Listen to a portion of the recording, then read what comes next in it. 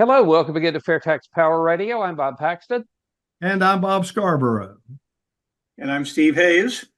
And we are this week's edition of the FAIRtax Guys. Still don't have that delay down there right, so we can get that all together in one shot, here we. I know. Oh, well. We need to record it and just clip it in. All right, we'll get about that afterwards. But, you know, we don't have a whole lot of time on this show because it's jam-packed with information from Steve Hayes, fresh back from the hearing in the tax subcommittee of the House Ways and Means Committee. So, yeah. So, Steve, when we had you a couple you look good up there. When we had you a couple of weeks ago, I wasn't planning on having you back quite this quickly, even though we do enjoy having you on the program. But as we mentioned, I didn't know at that time that you would be testifying before the Ways and Means Committee, or at least a subcommittee thereof, on taxation. So let's just go ahead and roll that video right here, and then we can come back and talk about it. Mr. Hayes, you're recognized for 5 minutes. Thank you, Chairman Kelly and Ranking Member Thompson. Thanks for the opportunity to speak to you. First of all, I am not an economist. I don't work for a think tank. I came here because I became convinced during my time of practice that the existing income tax was actually harming the country and that there should be a better way of collecting the taxes needed to fund the government.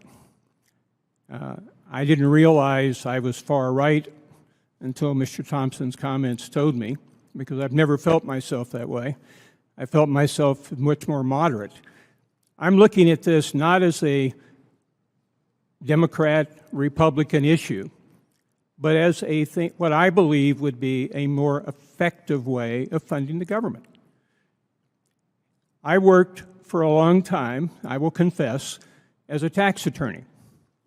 I made a lot of money out of all the confusion in the tax code.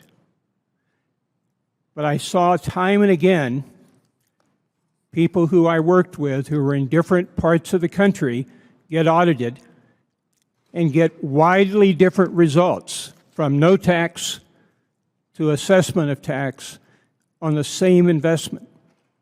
The tax code is not sensible. It's very difficult to apply.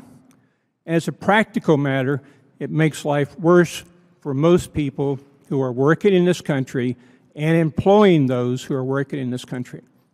So what I'm looking at is trying to be a resource. Maybe it's not the sole answer, but I believe you need to start looking, as a committee, at ways in which you can fund the government without putting all of the compliance issues on the American people and American business. Let's do it in a way that's pro-growth. It's a consumption tax, and I think everybody at this table will agree with me. It's going to produce more growth than the income tax. And let's do it where we grant people some authority over their own taxes, because what am I promoting? The fair tax. It's a retail sales tax on new retail goods and retail services. Underline new retail goods. If you've got a family of 4, because of provision that we put in the bill, called a prebate, you are going to see that your expenditures up to $40,000 are not subject to tax at all. You talk about a tax credit, they get $40,000 of spending without any tax or the fair tax at all.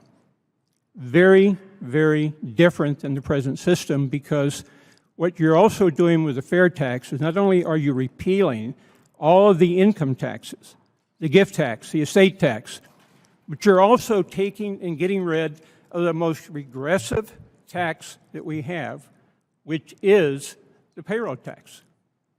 Every single American, if they make $1,000, or this year $160,000, is going to pay it regardless of family size, regardless of anything else. It's the very definition of regressive. That is gone. eliminate it. It's funded through the fair tax, the national retail sales tax. It's very obvious. If you don't want to pay as much tax, don't spend as much. If you don't want to pay as much tax, buy used goods and don't pay the tax. But you have a choice. It's not everybody pays the same tax on the same money. We're not children. Treat us like adults. Let us make the decision. Now, having said that, anything that I can do to assist you in any way, I'm happy to do it. Whether it means not pushing through the fair tax, but it helps improve the system, then I'm fine. And so I'm here. I'm happy to answer your questions. Thank you very much. All right. Steve, as I was watching that, the question that kept running through my mind over and over again is, what am I actually watching here? Is this a serious attempt? Is Congress really serious about reforming the tax code, or is this some kind of dog and pony show and things are just going to go on as usual? Dog and pony show. That's what I was afraid of. But here's the thing I think that's really important, is they let the camel get his nose under the tent. Because you want to elaborate on that a little bit? Sure. Because what happened is that it's almost like if you testify before the Ways and Means Committee, the amount of gravitas or the amount of deference and respect you're given goes way up. And like I mentioned to another member, about testifying, and they, okay. And we talked some more, and they said, well, I have questions sometimes about these tax matters that I'm voting on. Would it be okay to call you? And it's like you get a different positioning as a movement and, individually, I guess, as well, but primarily for fair tax, because we've got our nose under the tent. There are Democrats on that committee who I believe two for sure, and the third one maybe, that I believe we can have a meaningful dialogue with and have some common ground on going to a different kind of taxation for different reasons. But I think that was a benefit we would not have gotten had we not been given the opportunity to testify. Okay, well, there's more to this than just what we saw in that little video clip. There was a written testimony as well, was there not? And there's a link to that up on fairtax.org if people want to go and read the whole thing, which was, you were given 5 minutes to talk, but I know you've got more than 5 minutes worth of information in your head there. Well, we were able to submit what we thought was a good piece of data for anyone that seriously wants to look at the fair tax as a real proposal. And the next hearing, what I'm expecting, and it will probably not happen, it might not even happen next year, to be honest with you, because of the election.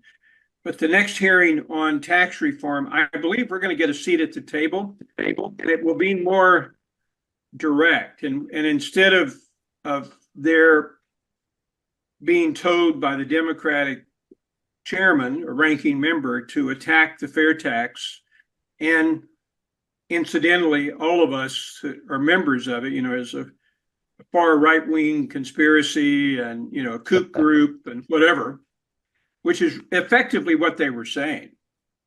And what I think is important is, like Paula, my wife, was in the audience, and she was thinking of the Gandhi quote, which we have used before, where he was talking about his struggle for India independence from the British. Mm-hmm. And he did it for many, many years before it finally became a reality. And he said that here's the thing about a movement like that. First of all, when you start, they ignore you because they think you'll just go away and stop if you're ignored. If that doesn't work, then what they start doing is ridiculing you and laughing at you. Oh, that's stupid. That's what a kook. And if that doesn't work to stop you, then they attack you. And they attack you in every way they can. And when that doesn't work, you win. And that was Gandhi. And that's what, Paula said she was thinking about, that actually all of these gratuitous attacks, which were made even worse because they were looking at me attacking the fair tax, and they asked a question of the person to my left who had no clue about the fair tax, except talking points he'd been fed before the hearing. It was all a setup. Paula said she watched these people like Congresswoman Sanchez read from prepared remarks, I guess her staff made, and she would read, and then she would ask Berman was his name, sitting on my left, to agree with her, and he would read the prepared remarks back, and then she would pick up on her script because she was, he was saying what he had been scripted to say, and she would continue on. And like that was, an example. And that's what happened with them, because they really are worried about the fair tax. They're worried about something that changes because they believe the income tax code allows them to make a lot of social changes and not have to vote on it directly, but to bury it in the income tax code. In other words, child credits or earned income credits or any of these types of benefits, they don't have to have a bill that includes them and vote on it. They simply bury it in the tax code. And they like that. Both sides. I'm not just talking to the Democrats. Republicans like that too, because then they have the ability to have someone lobby for a special benefit, and it might be a business that wants to expense an unlimited amount of money to buy equipment. Well, they put that in the tax code. And you can expense it in 1 year as opposed to having to deduct it over 5, 10, 15 years. So it is a very convenient way for them to do it. And it attracts very little attention from most people, because whenever you get into tax matters and tax legislation, people tend to tune out. But when you have an actual legislative piece on the floor, it's very easy then to focus on it, and for all of the social media and everybody to bring up and say, do we really want to do this? And I believe a lot of what the Democrat opposition is obfuscation, meaning they want to hide some of the things they're doing and not have to explain them to everybody.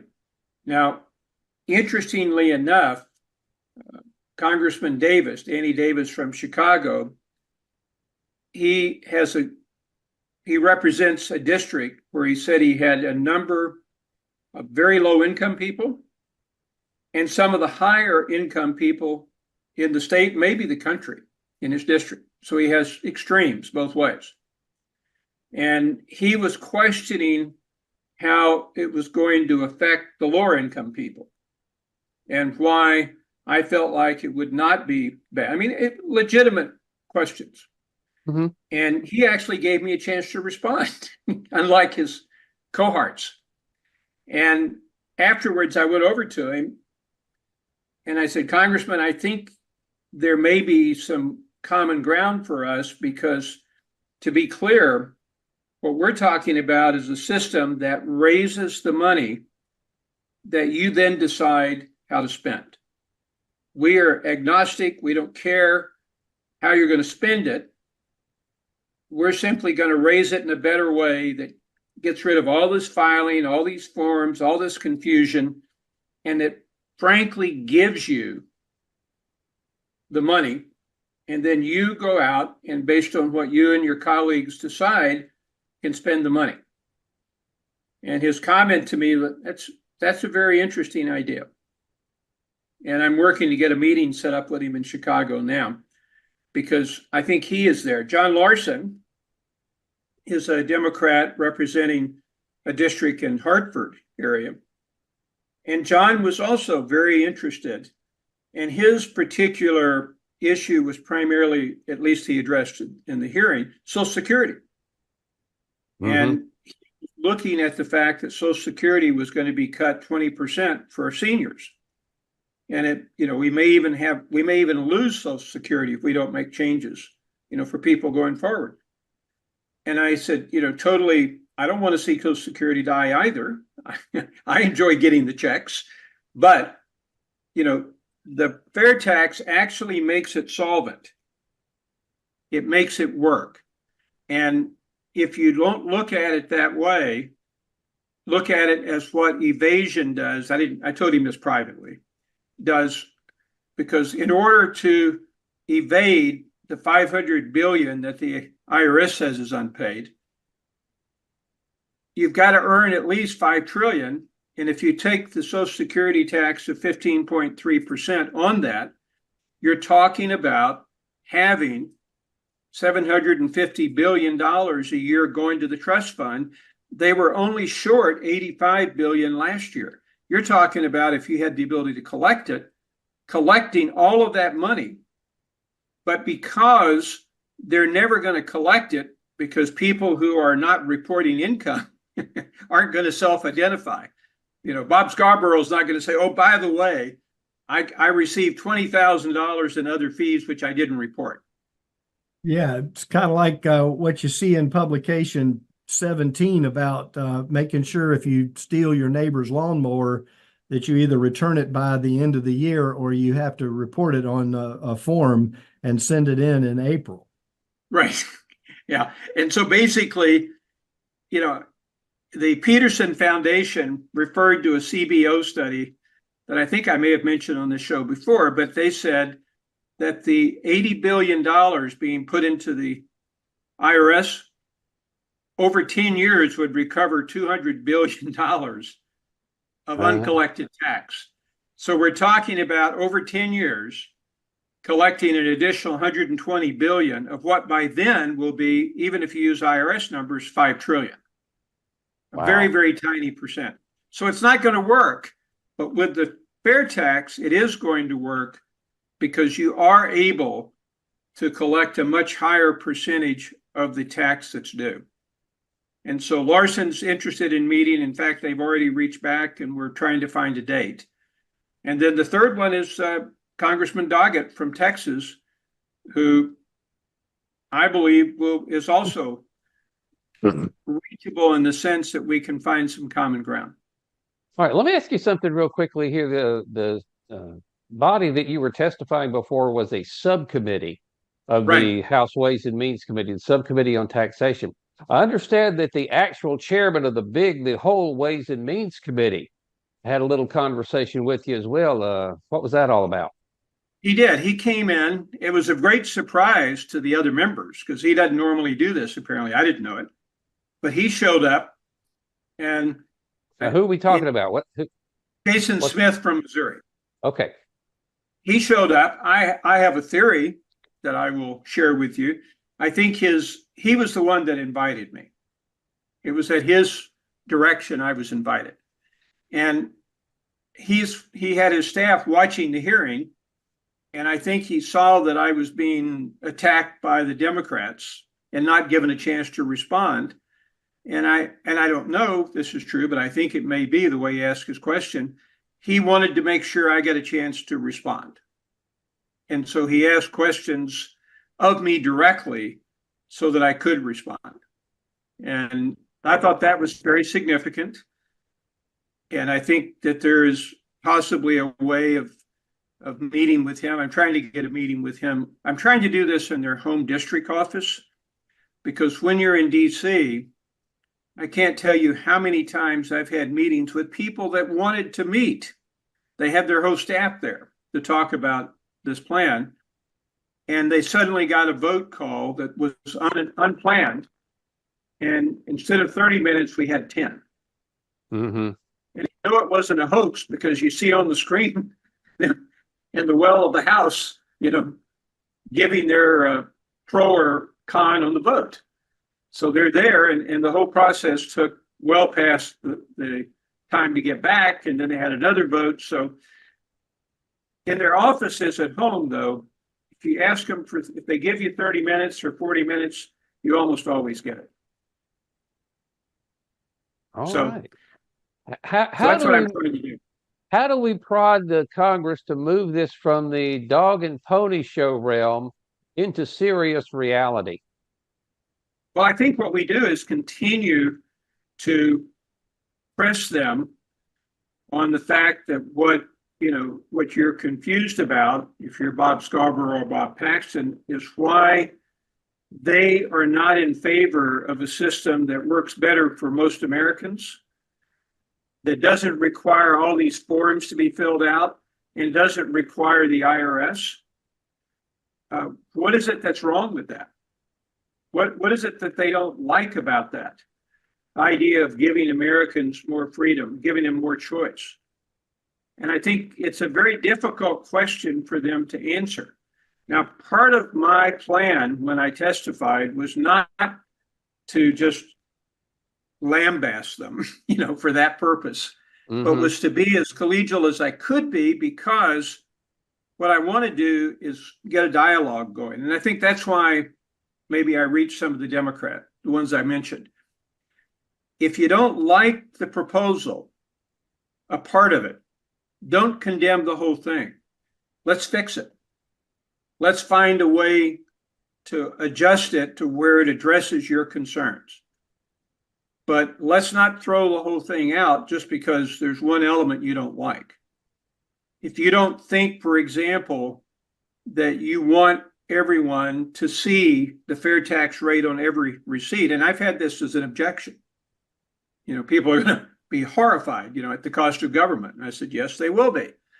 Then do it inclusive, like they do in Europe. In other words, that dollar you pay for that candy or whatever, 77 cents is for the candy and 23 cents is tax. It's not quite as abrasive to a purchaser when he doesn't see the tax. Well, if we had to do that to get rid of the income tax in the present system, probably most of us could find a way to do that. It's not pure, but boy, it's an improvement. All right, let me ask you something else real quick. I noticed that you were seated next to Grover Norquist. Yes. who we talked about earlier. His organization sending his letter to all the fair tax supporters, urging them to withdraw their support for the fair tax. Right. Did he have anything to say to you that we didn't see? I've known Grover 30 years. When we both came over before it started, he was very, his usual, very friendly self to me. He shook hands, said, "It's good to see you again." And I had been told, I knew all about Grover doing that, but on the panels I've been on with Grover in the past, even though his donors don't want him to support the fair tax, he's always been very careful not to attack it directly with me there. And part of that's probably, just sort of friendship, but most of it, I think, is he knows I could probably embarrass him pretty badly.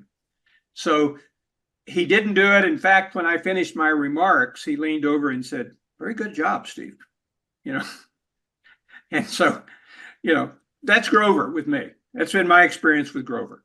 And I think if he didn't have other pressures on him, I think he would see the merits of the fair tax. I think his primary thing, honestly, and he's told me this in person, is that he believes there are things that we can win as a group in terms of tax reform that are much more doable than the fair tax. And getting people's attention on the fair tax takes away from some of those, gains that we could make. And I think he really believes that. But I do also think that if we started to get a lot of momentum for the fair tax, that his group would come to the table and try to address the issues that they think are important. And really one that probably can't be addressed, and that's the impact on imports, because some of his biggest donors are heavy importers, and they don't want to see this big advantage of the imports not being subject to U.S. tax go away. Oh, Bob, you've been uncharacteristically quiet so far. You got any questions for our guest here? been I've been listening. Wouldn't you say that? And you mentioned, the show. It was a lot to do with folks posturing, and they had prepared notes and things like that. And you've testified in a setting similar to that, have you not? Have you? Yeah. So Yeah, a was couple it of about times. was it about the fair tax specifically? Yes.